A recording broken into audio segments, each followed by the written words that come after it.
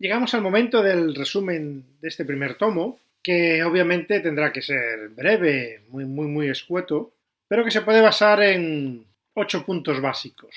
En primer lugar, la conclusión después de la lectura de El Capital es que el capitalismo no es el sistema natural, la forma natural de interacción económica entre las personas, sino que es el producto de una evolución histórica. El capitalismo nace en Europa en competencia con el sistema feudal del campo y el gremial de las ciudades, y se alimenta, sobre todo a finales del siglo XVIII, con el desarrollo del maquinismo, que le da una ventaja competitiva sobre estos dos sistemas anteriores. De los tres factores clásicos de generación de riqueza de la economía, la tierra, el capital y el trabajo, Marx deja claro que ni el capital ni la tierra producen riqueza por sí mismos. Lo único que produce riqueza es el trabajo. Lo que sucedía en el feudalismo es que el dueño de la tierra se apropiaba del plusvalor del trabajo mediante la renta o el diezmo, bien sea en especies, en días o incluso en dinero. Mientras que en el capitalismo, el dueño del dinero inicial y de los medios de producción se apropia del plusvalor del trabajo mediante la ficción del salario. Tanto una cosa como la otra, tanto el feudalismo como el capitalismo se basan en arbitrariedades jurídicas, nunca en leyes naturales.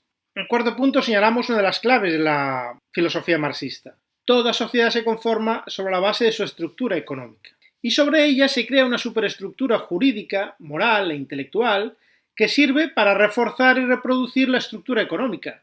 Las ideas que no ayudan a reproducir el sistema económico no se divulgan, no tienen ningún éxito, mueren en sí mismas.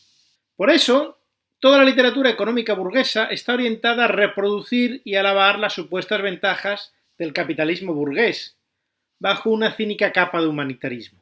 Por ejemplo, nos dicen que el capitalista da trabajo a los pobres, cuando realmente son los pobres los que alimentan al capitalista que vive sin trabajar. El liberalismo clásico de Adam Smith y David Ricardo es el resultado de esta superestructura intelectual burguesa. Marx la desmonta poniendo de relieve sus contradicciones puramente lógicas, hace un análisis puramente lógico de la economía clásica.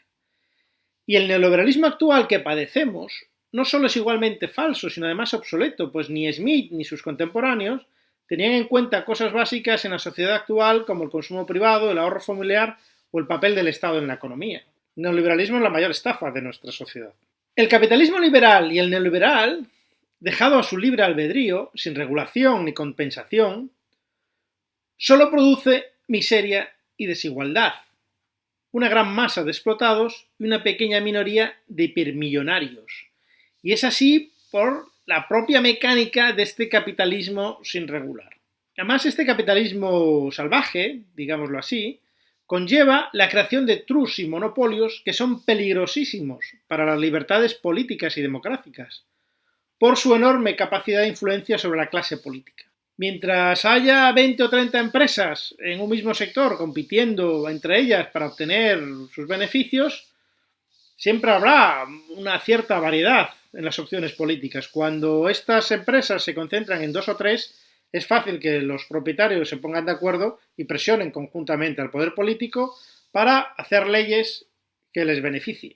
Y en definitiva, lo que nos dice Marx es que el capitalismo dejará de existir cuando el trabajador guarde para sí todo el producto de su trabajo, sin ser expropiado legalmente por terceros.